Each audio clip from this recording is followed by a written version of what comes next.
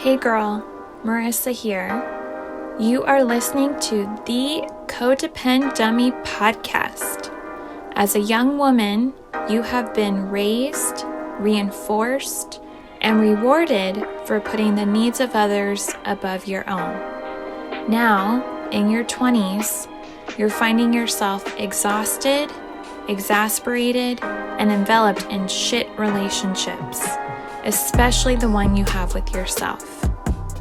Codependency is a way of being where we put the feelings, wants, and needs of others above our own in an unconscious attempt to meet our own feelings, wants, and needs. Sorry to break it to you, sis, but that is not sustainable. This podcast is to help you undo all that so you can stop playing small and start taking up space, you dummy. Let's get to it. Hello, everyone, and welcome back to the Codependent podcast. Today, I'm with Rachel Koutnik. Rachel is a licensed clinical social worker in private practice, working mostly online in Los Angeles, and she's licensed in both California and Illinois. Rachel's approach to therapy is both relationship and holistic, with a focus on helping adolescents, adults, couples, and families repair attachment trauma while integrating healing for the mind, body, and spirit. Much of the work she does is all about getting into a healthier relationship with our most critical parts that often run our lives. Rachel, thank you for coming back. To be back. Thank you for having me. Yes. All right. So we're going to start with the typical two, but we'll revisit the definitions or, what you said in your first interview. So, Sure. For how you conceptualize codependency, you previously said, when I think of codependency, I think of the person that's trying to be a caretaker. The person that puts the needs of someone else above their own, and over time, they disappear. They get stuck in a cycle of giving rather than receiving. Yeah. Anything to expand on with that definition? Thank you for that recap, Marissa. Yeah, I did a lot of sitting with this for today specifically because we are primarily focusing on the relationship with ourselves today, the inner critic and self-compassion and these spaces of what happens within like this just this connection with ourselves. And in terms of codependency, for me, it's when you're looking outside yourself for reassurance and approval and putting others before yourself. So there's a lens of other instead of a lens of other and me. There tends to be an excessive, like, predominant lens of self-abandonment, truly. A lot of the inner questions in a space of codependency for me when it comes to low self-esteem or others are more worthy than me is like, what can I do for you? How can I help you feel better? Instead of integrating also, well, what do I need? Or what if I disagree with you? There's more of a turning down the inner need voice and privileging this other person knows better than me, or my role is to please this other person. And for me also, when there's struggles with self-esteem, something that I have personally felt and also see often with my clients is this perfectionism of sometimes even not because the other person is projecting that on you, but there's some kind of lens of being who you think others want you to be at the highest level. And that's another form of self-abandonment and can be codependency. So things like mind reading and making assumptions of, what will make them happy from this place of needing to be your best, whatever you think that might be, or whatever that other person is projecting they want from you. It gets heard, and there's almost like a performative aspect to it. Right. Yeah, I really appreciate these examples and adjectives. Yeah. Yeah, the detail helps. And originally you said, so looking outside yourself for approval, you said something else. Reassurance Reassurance. and putting others before yourself. There really is that. I would say there's a constant, and we'll get to the inner critic, but there's sort of in a codependent space when your self-esteem is low, there's sort of this constant feeling less than the other person that leads the codependency. Right. And what I often see. Yeah. And typical question, our typical two. So any codependent experience or relationship from your own life that you can share with us. You previously talked about your relationship with your mom. And yeah, we also did this deep dive into being codependent with your body dysmorphia or body dysmorphic disorder, BDD.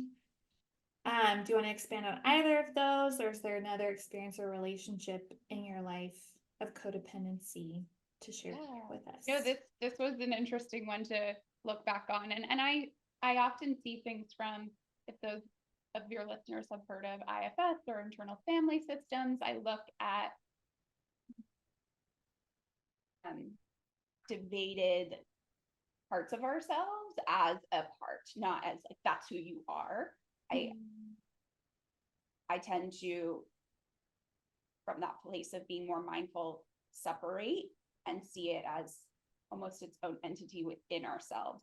And so when I talked before, I see my body dysmorphic disorder as a part of me, not all of me.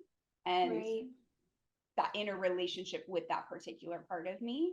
And when I think of self-compassion or my inner critic, when I'm in a space of low self-esteem, I really can see those patterns both in, and it's not every relationship, but I can see both in romantic relationships and in friendships when I'm in a place of more inner critic part running the show. I definitely listen more to what others are wanting. I overly compromise. I think of what's going to make them happy. And I feel like my wants and needs are more of a burden. I've definitely had that lived experience of feeling codependency in those ways from a place of not feeling good enough. Does a specific example come to mind? Oh, geez.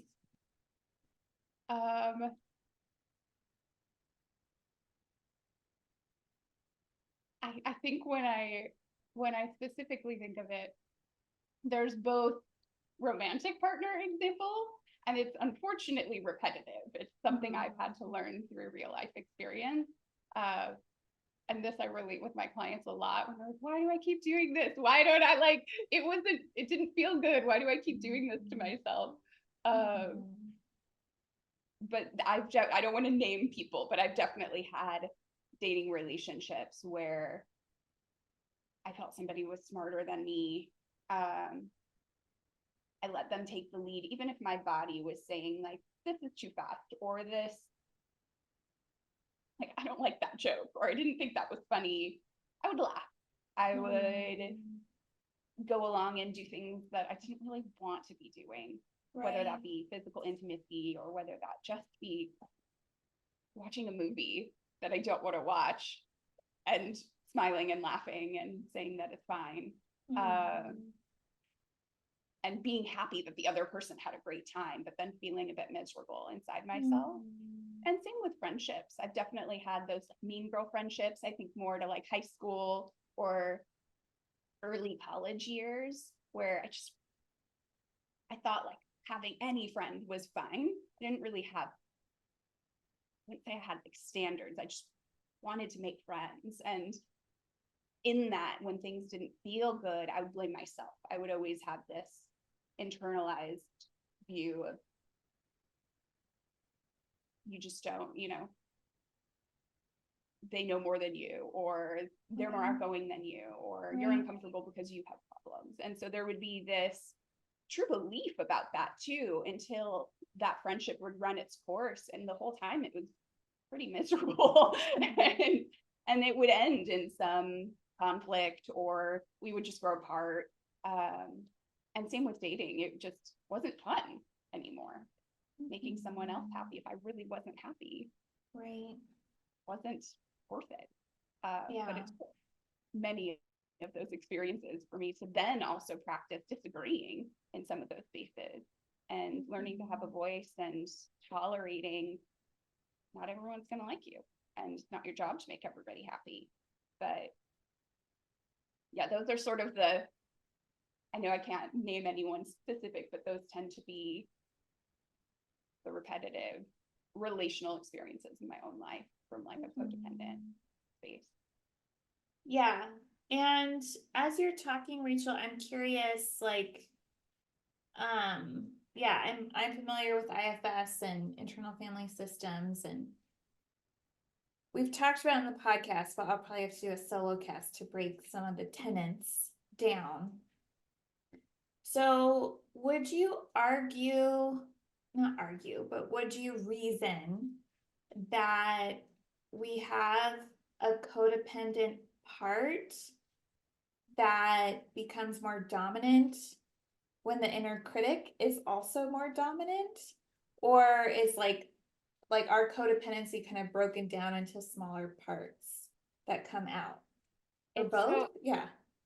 It's interesting because I'm familiar with IFS and have some basic training with IFS, but I tend to think more from the lens of where I have more advanced training, which is in a relational therapy technique called AEDP, Accelerated Experiential Dynamic Psychotherapy, big word, which tends to be more of a trauma perspective. So I do see that codependency as a part, but I also see it being impacted by our relational experiences. And that's where it can get a bit complex, that it's not so compartmentalized, like, oh, that time that somebody bullied me, that's why I'm codependent. Or, I've just been codependent my whole life. Right. It tends to be much more complex than that. And getting into a relationship, for me, it's getting into a relationship with our parts. And so if we were to just talk to that codependent part, it would probably have a lot to say of various experiences of why it feels like it needs to be there. But I do believe from an IFS perspective that all of our parts are trying to protect us. They just don't always do the best job over time. Sometimes those parts that used to protect us now are holding us back from having healthy relationships, or it's turned into a really bad inner self-critic, or we've not had healthy reparative experiences because we're just repeating that protective, keep people from afar, or just be pleasing, or if you do this, they'll like you, that kind of thing. But I do see codependency as a part, but as a part that has different relational experiences within it. Yeah, agreed. All right, well, let's dive into one of your specialties amongst many, self-compassion. Rachel, let's just start with, what is self-compassion? Such a great question.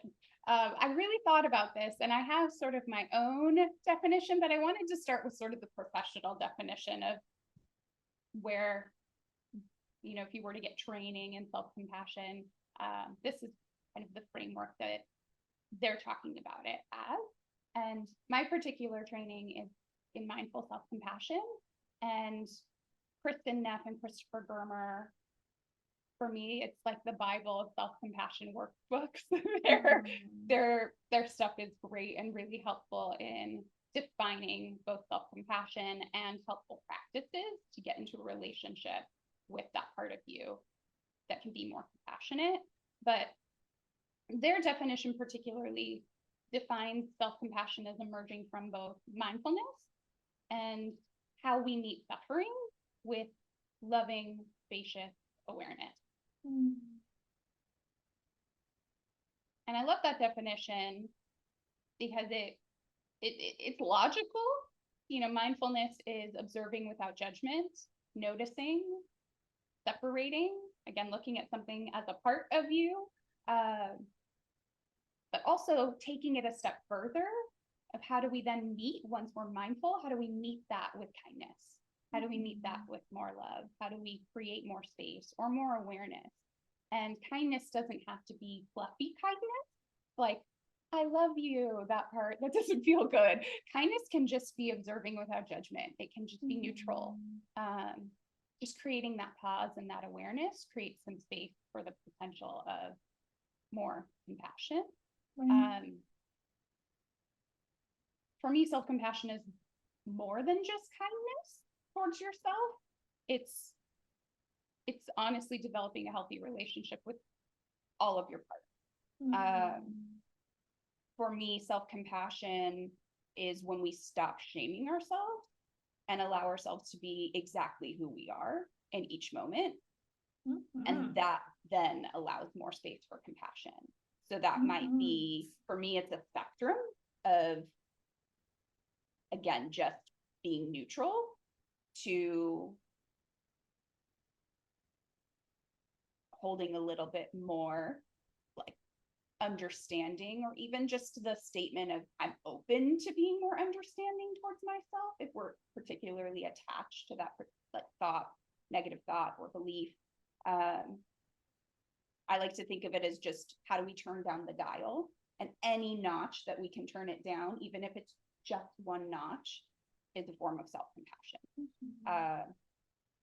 And I know we had talked about this privately, but for me, self-compassion, they talk about this in the book as well, but fierce self-compassion is a part of this too. So it could be being neutral. It could be the opposite of just being super loving and kind to yourself, really lifting yourself up. But it could also be fierceness of that inner parent that you may or may not have gotten modeling from, but that inner parent that says, that's not good for us. Like, that's not good. This is the person we're stepping away from, or that thought that you're having. No, we're not going to go down the rabbit hole with shame right now. Right. We're pausing here. And it might not be fluffy and kind. It might be firm and assertive. Yeah. Definitely. And so with my own work with self-compassion, it's a spectrum, but first and foremost, it's just letting whatever that part, even that the critic, just not pushing it away, but listening. And there's a difference between listening with self-compassion and listening down that rabbit hole of shame. Right. And it feels differently, which we can get into as well. There's a felt experience of when compassion is present, and there's a felt experience of when you are believing it and just fueling it to be bigger. That makes sense. Yes. Well, yeah, I want to get to that, but before we do, just in general, how do you sense practicing cultivating self-compassion can help those healing from codependency? So many ways.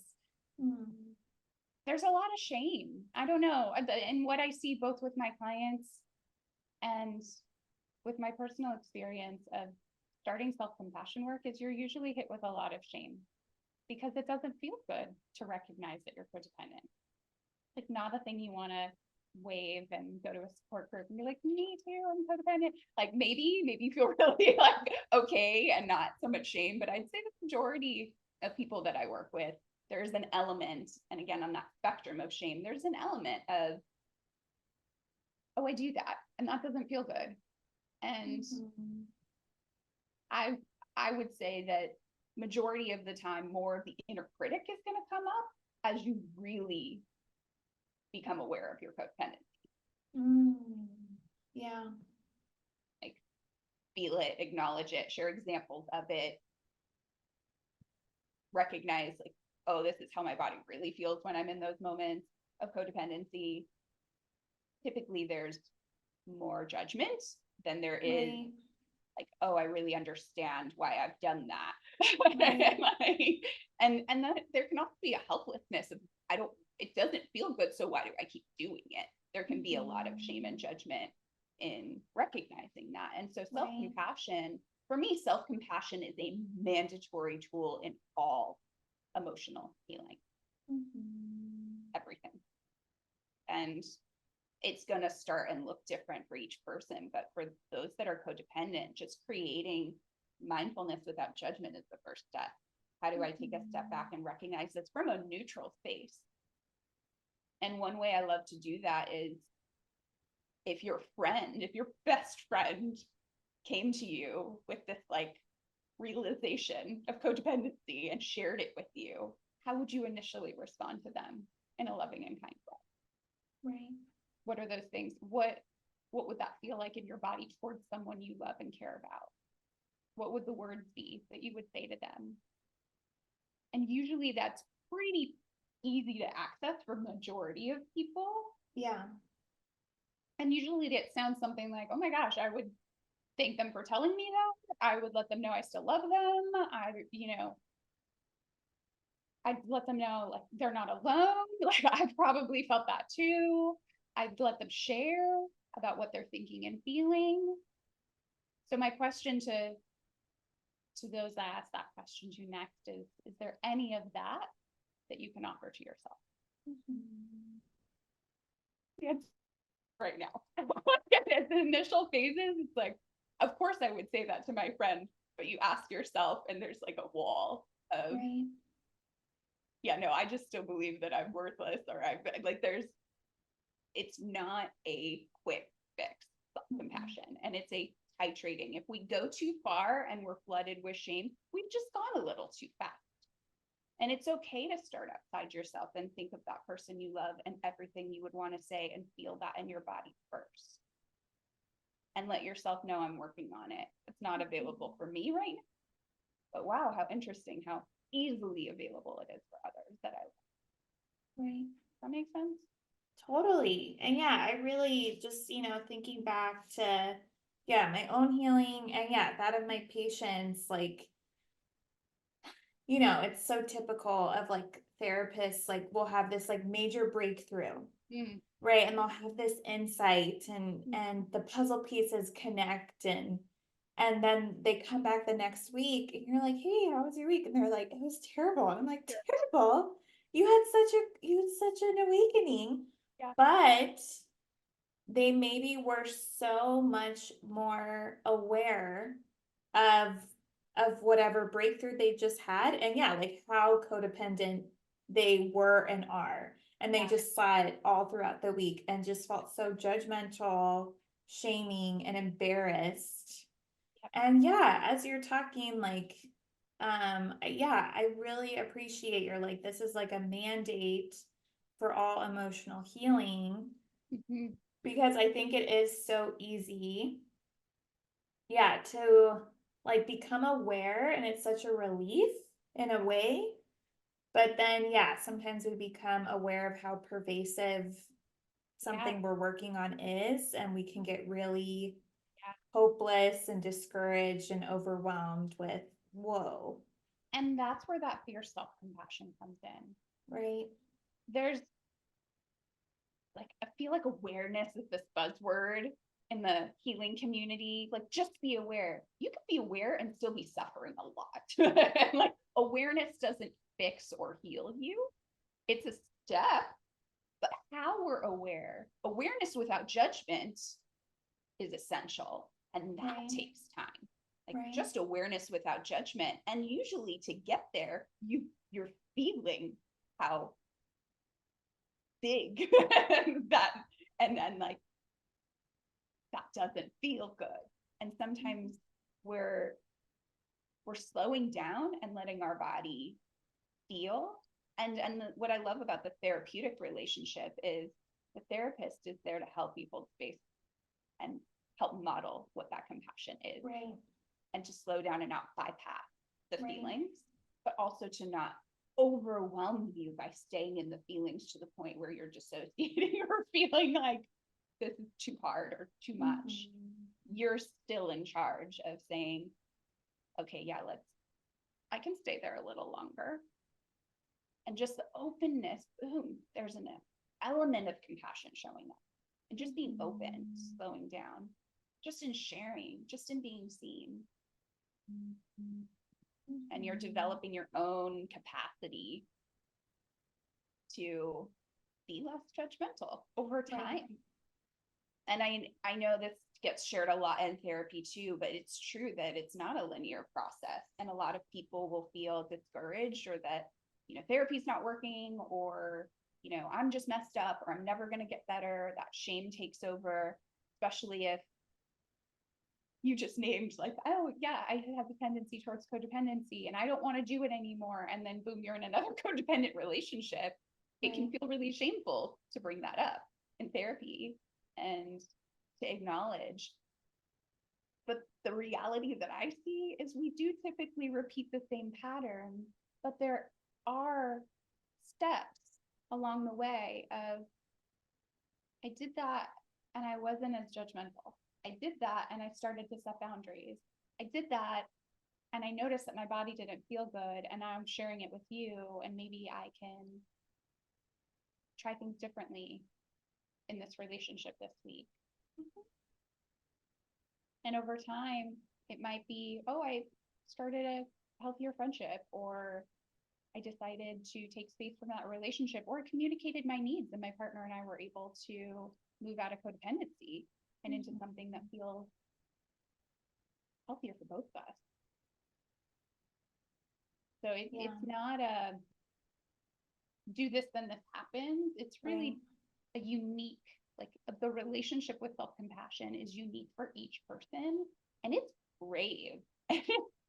It's hard, because what you're doing at the end of the day is you're facing shame, and that's the stuff of like, I really believed that I'm worthless. I believed that I'm a bad person. And now I'm shifting into a space where I maybe don't believe it, and I just recognize this is something I've learned, or this is something I believe that's not all of me. Not all of me. That takes some time to uncondition from, if that makes sense. Yeah. Yes. So before the healing happens, how can we have a codependent relationship with our inner parts? Right? The ones that tend to be more toxic, like our inner critic, that really, it's codependent with an inner part of ourselves, but it mimics codependent relationships on the outside. Totally. Just as you would privilege someone else's voice over your own, in this case, it would be privileging your inner critic's voice over your authentic self. And sometimes we're so bombarded by our inner critic, we don't even realize there's a healthy, kind, neutral self in us. We've mostly been living privileging our inner critic. And so that distancing and acknowledging that this is just a part of you, and you probably are allowing it in some way, not from a shaming, like, oh, look, you're allowing this, but there's an attachment to the inner critic that can be codependent. Every time it pops up, oh, you're right, sort of that. When I talk about the spectrum on a higher level, it would be like having an abusive partner within yourself. So if you're in an actual relationship that's abusive and codependent, that person would say, your opinion is stupid. Stop talking. You'd be like, oh, I'm sorry. You're right. What were you saying? And just fall into that less than space and let the other person keep talking. The inner critic can be just as abusive. Right. And it can say, don't you dare raise your hand. Don't you dare speak up. You're wrong. That person is right. You're stupid. You're ugly. You're less than. You're not worthy of being loved. You're all of the different paths you can go down. And when we're in a codependent relationship with that part, there's a defaulting to feeling less than that part. That part, that voice either is correct, we just believe it, or there's a lessening. Like you might even have that part like, where did you come from? I was fine and now I just feel horrible. But it's still the percent, like 90% inner critic, 10% authentic self. The 90% is probably gonna take over your overall felt experience in that moment. Totally. Yeah. I think I've mentioned this on the podcast before, but you're reminding me. I remember, I think I was in my undergraduate and I took some art classes, just more learning about art. And I remember there's a documentary called The Artist is Present. I forget her name, like Maria something. And she's, I think you call it performative artist. And one of her performances is she would like get down into child's pose and she would have a whip and she would whip herself, and that was her performance. And I remember, right, I was in this art class, so we're like learning about how to like talk and relate, but I remember like resonating with that performance because in some sense, like I had a very similar relationship, or I had a strong inner critic that was very dominant. That was a very dominant part for me. That was, yeah, I sense I was codependent with that part. And then I also was codependent with most of, the world, just trying to like whip myself into perfection, shape. Yeah. Yep. Yeah. That's such a vivid example of what we're talking about. Definitely. And how without words, just through those actions, it's so relatable. Right. Yeah, and I remember like my classmates like were like, "Oh God," just like totally appalled, and I was like, "I get it." You're like, "Wait, no, like I'm not alone." And that's another thing that they talk about in self-compassion. That's a part of allowing self-compassion to enter is this realm of common humanity. That just the recognition of I'm not alone in this suffering, there's space for softening that suffering. So many of my patients, even now, I mean, like understandably, I think there was shame about it in 2020, but I've had to walk through, they get COVID more recent, like currently, and they come in a session, they're like, "I got COVID, I'm so embarrassed," or I was so like, oh gosh, reckless. And I'm like, The shame. It's like here. It's your fault somehow. Yeah. Right. So for me, right, this outpouring of compassion to them, hoping, but trying to have that, like you said, that realm of common humanity. And then hopefully if I get COVID again, I'll practice the same thing. But really, really trying to highlight like I don't know what the percentage is, but like you're literally like we've all gotten it. It's okay. That's such a great example of you're not in the shame with that particular client. Right. Like for you, it's all of those other narratives, all of that other compassion of that's not your fault. Like you didn't bring this upon. Like, oh my gosh, that could happen to any one of us. Like there's such a recognition that's so easily available that you're modeling for that person. But first we have to meet their critic, their shame, their judgment. And that critic, when it's shame, that shame is like, I am bad. I did this. It's just beliefs. It's such a instant attachment and judgment of who we are. Like we did this, of course, because I'm this way. And you're helping to soften that space of, I don't think that at all. That's not my experience of you. That's not what I'm thinking or believing of you at all. And for a lot of our clients, kind of the first time someone is really slowed down and challenged that voice or asked, like, why so harsh? Right. Why so harsh? Where is that coming from? And not just letting it pass by. And that's part of the work with self-compassion, is slowing down and not bypassing. Because I'd say in our society, in everyday life, people self-deprecating humor, bullying, putting each other, there's no healing. It's just jabs are just put out there, or we do it to ourselves. Oh, I'm just stupid. I just don't know that. Oh, this happened. It's because of my issues. We just blame ourselves. Like, I'll probably always be this way. It's not true. But if no one is slowing down and saying, like, that's really mean, whether it be an outside comment coming in or stopping yourself, even just internally, ouch, why do we keep putting ourselves down? If none of that is happening, we're just fueling the inner critic. Right. We're just fueling the shame. We're just fueling the codependency. Like, there needs to be a slowing down process.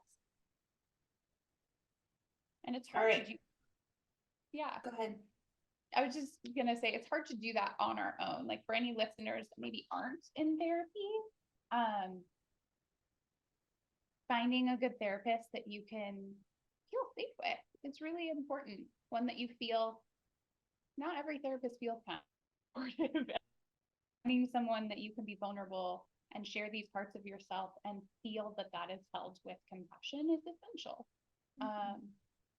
And if it's not a therapist, a healthy friend, family member, someone you can practice saying, oh, I'm having feelings about this right now. And somebody's going to slow down with you and say, oh my gosh, I didn't know.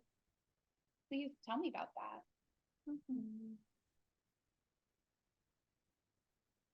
All right, well, you're already answering it, but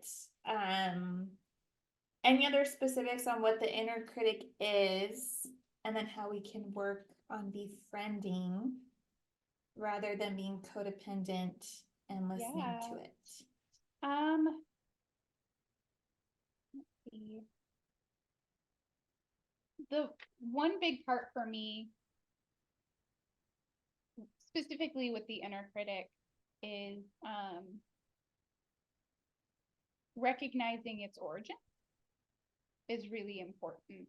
And in any moment, that particular belief or thought could be linked to a different origin story. So our shame isn't just like, all my shame came from this experience. It's cumulative.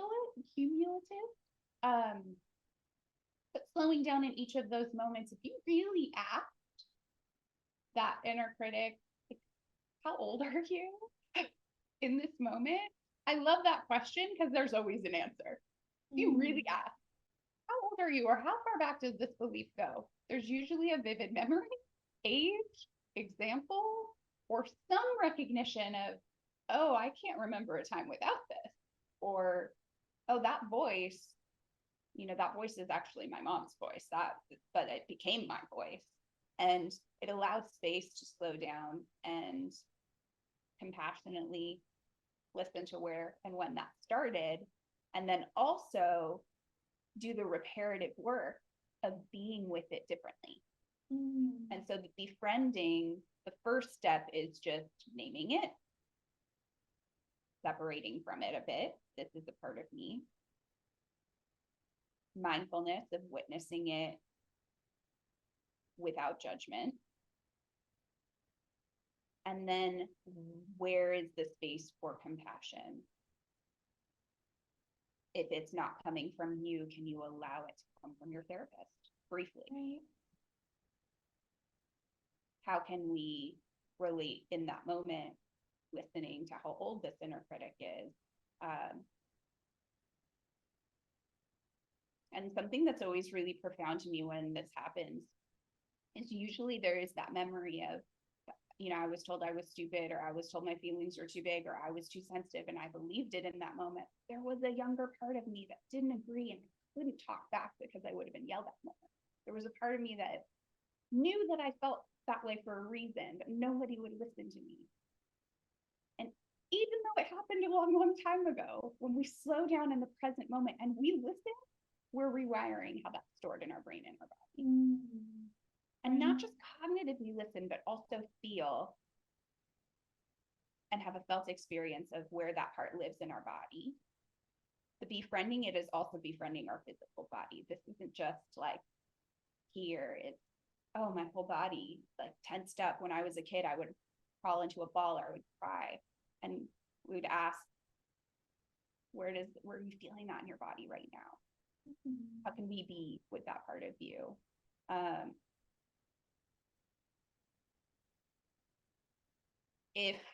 And I mentioned this before, if that attachment and befriending it, sometimes there is so much shame that staying with it is too painful. And it's okay to externalize as if that is happening to someone you love. Mm. And just going down that path with the example of your sibling, your best friend, a caregiver who you love, could even be, honestly, I mean, wouldn't be the same experience, but you could even think of like your sacred animal friend or animal family member. If they were hurting, like it doesn't have to be the same scenario, just accessing some self-compassion. But my favorite way to access that,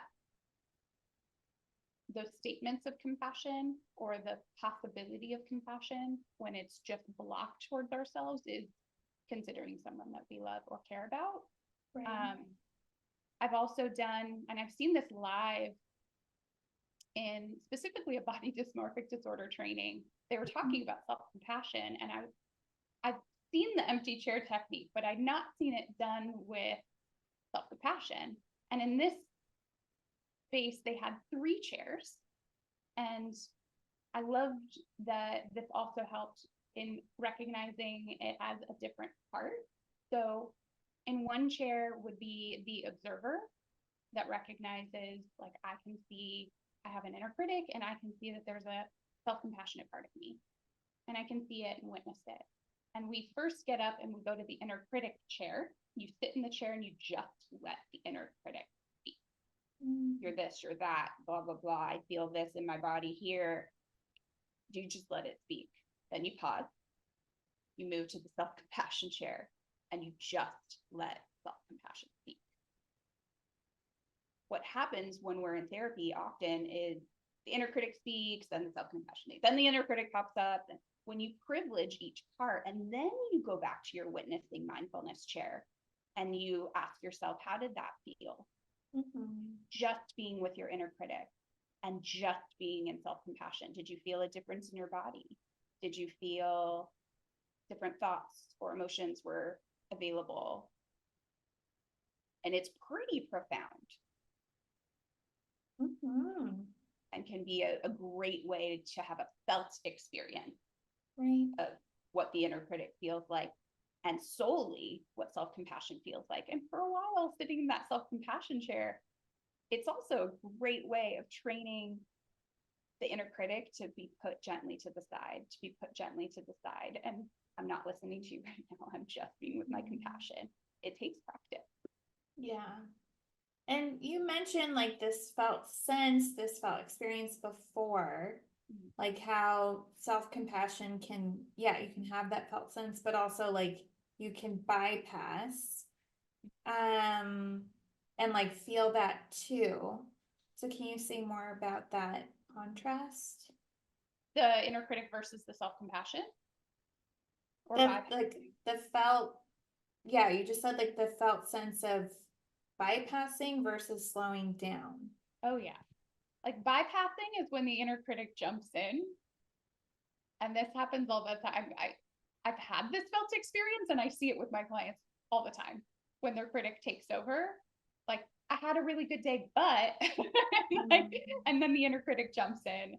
Like, I was doing really well, but I didn't really do that great because I, like, no one wanted to hang out with me, and this guy I was talking to didn't call me back, and then I felt really ugly and stupid, and then I picked at my face, and then and then it goes down. You started with actually something did go well, but, and there's usually a but. We want to create more of an and experience of, and also not jumping back and forth. So things went well today. Let's just stay there for a little bit, for like a minute. and anytime that inner critic is like, but just like tell it to pause. Can I just, if you were going to pick it up, put it to the side of your brain for a minute, usually 30 seconds even, like, we can create a little bit of space, and it can be ready with ammunition. It's like, but this and this and this and this, and you can feel it in your body. But what we're trying to also create is the capacity to stay a little longer when there's a recognition cognitively of, I wasn't that bad, or this week wasn't that bad. There were some good things. We also want a felt experience with our compassion. We don't just want to passively acknowledge it. Right. And so what we're trying to do is slow down. That empty chair technique is a great way of really slowing it down and having a felt experience. But without the empty chair technique, you can also just do this in session, just asking, can we pause with that critic and take 30 more seconds just with what was going well? And asking, can your body feel any of what went well? Where did you feel that in your body? And sometimes the body is numb to it, and it's still just, you know, from the neck up of like, it's just being acknowledged. But the goal is that, oh, I'm breathing a little bit more easily when I'm talking about this. When the critic comes in, I feel my breathing constrained again. Right. And then we can also ask, like, can the critic share one thing at a time? And can we breathe and be with what it's saying and not bombard you with this and this and this and this and this? Because then people will say this sort of the typical experience of, I went to therapy and I vented and I felt horrible. And like, I left actually feeling worse. So why am I not getting better? I'm talking about all of my problems. Yeah. It's how we're relating to ourselves while we're talking about our problems. Right. That's also really important. That doesn't always happen. Does that answer your question? Yes. And I think you're already getting to the last one, which is how you help your clients check in with their bodies when using self-compassion. Definitely. This one I love because it's more playful, and I do practice as a holistic psychotherapist, so integrating a lot of mind, body, and spirit realms. When we're working with self-compassion, the typical go-to ones that I start with, first and foremost, breathing. And usually belly breathing. So getting that breath past your chest and deep into your belly, slowing down and feeling the sensation of your breathing, not to overwhelm you and put you in a state of panic, but in a way that's connecting with your aliveness, that's connecting with your body. Breathing in itself is compassionate. Sometimes we don't have access to the thoughts or the word, or it's too overwhelming because we're in our shame. And breathing compassionately, breathing with the intention of slowing down or taking a deeper breath and deserving of breathing fully is a form of self-compassion. Right. Sometimes it's not even through our words. And one of my favorite self-compassion exercises is soothing touch. Sometimes we don't have access to words, and we don't have to have words. And I usually, the instruction is to place your hand on a part of your body that feels soothing to the touch. And usually that's the heart, or it could be the side of your arm. It could be, you know, for some people, it's like their knees or the side of their leg. And in that moment, all you're doing is focusing on the warmth of your hand touching your skin, going through and warming the insides of your body, and asking your body, can you accept this offering of soothing touch? Right. And it's powerful. And I do it all the time. I'm doing it now. Just it allows the slowing down. It can also deepen the breath. You can add it with your breathing. And anytime your mind is racing, I love using soothing touch. Just bring it back to the sensation, feeling that touch, and the offering of compassion that's within you. We all have it available. And words don't even have to be involved, which I love.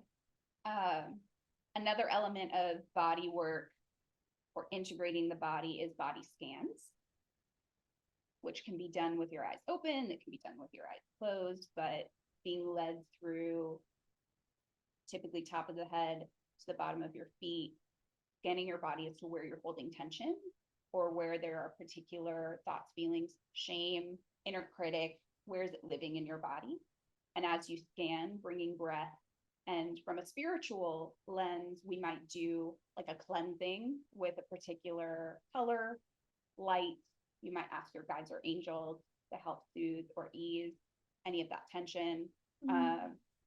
Going through every part of the body and releasing any of that negativity into the ground below, and actually visualizing it leaving your body and being absorbed into the earth below can help free up the space for both breathing, less criticism. The body scan itself can be an offering of self-compassion.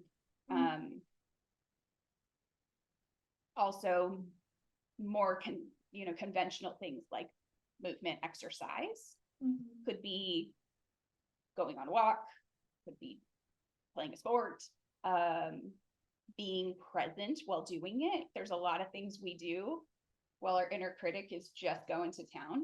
And so the goal would be to show up mindfully and really enjoy that experience to the best of your ability, or allow for moments of you're doing it, soothing. I like stretching practices, yoga. Another one that I've done in different healing circles, it's something called Koya. It's Qoya. Koya shaking practices. And the whole premise of this is similar to an animal that experiences something traumatic. What do they do right after, like almost being killed, but they're alive? They shake. And then they go on with their day. And that's how animals deal with trauma. We store trauma in our bodies. And some of these, whether it be a spiritual practice like Koya, or just shaking your body to music or dance, or just gently shaking or stretching, it actually moves where we're storing some of that tension and negativity in our bodies. And another additional tool that's more in the spiritual realm, but similar to EMDR, is emotional freedom technique that I have personal training in. And this is tapping on acupressure points that help move energy and trauma and negativity. But the combination I love with EFT is you're with and acknowledging and feeling what is negative and where that is. And you move into a felt sense of compassion and practice. First tapping with what is, and then tapping into different conditioning of I'm here with myself, I'm safe, I'm working on loving myself. This is an offering of something soothing.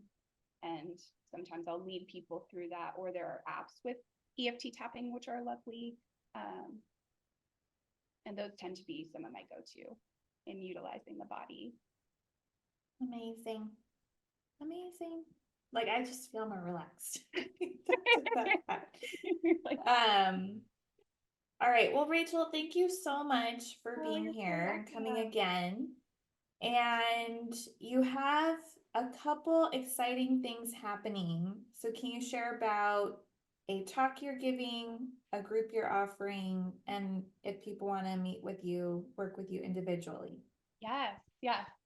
So in March, I believe it's March 16th, online, there's going to be the first body dysmorphic disorder conference, solely a day of experts and people with lived experience talking about body dysmorphic disorder, getting together on the line. So it's going to be an online conference through the OCD Foundation here in the US. And I will be participating. I'm a therapist, but I'll be speaking at this conference as someone with lived experience and sharing my story of living with body dysmorphic disorder and answering some questions in community of a panel of experts as well. And people are welcome to go to the OCD Foundation website here in the US, and I can provide links to that and possibly attend the conference, whether they're interested in the topic of body dysmorphic disorder. There's both a lived experience track and a professional track. Okay. All right, so yeah, we'll put links to that in the show notes, and then your groups and individual work. Wonderful. Yes, I am hoping to start a online therapy group of befriending your inner critic. I am taking a wait list of individuals. This is a group for adults as of right now. If there are enough participants for both teens and adults, I'd love to do both a teen and adult group in the future, but probably this first group will be for adults, and we'll be talking about and practicing different tools of how to befriend your inner critic using self-compassion techniques, using prompts, and undoing that aloneness of what it's like to live with your inner critic. Amazing. And we'll put a link for that. And yeah. And then personally, I do have some openings. If anyone is looking for an individual therapist or has questions about wanting to go on an individual therapy journey, they're welcome to call me if they want to work with me personally. I do have some openings right now, and I can give you that information and links to my website, and you can reach me through my website or my phone number. Okay. Do you want to list your website just audibly, and then I'll put it in the show notes? Sure. It's www.rachel, RACHELK, therapy.com. All right, everyone. So yeah, we will have links to the conference and Rachel's website for group and individual work. Again, thank you for being here. Thank you so much for having me. Yeah. And dear listener, thank you for listening.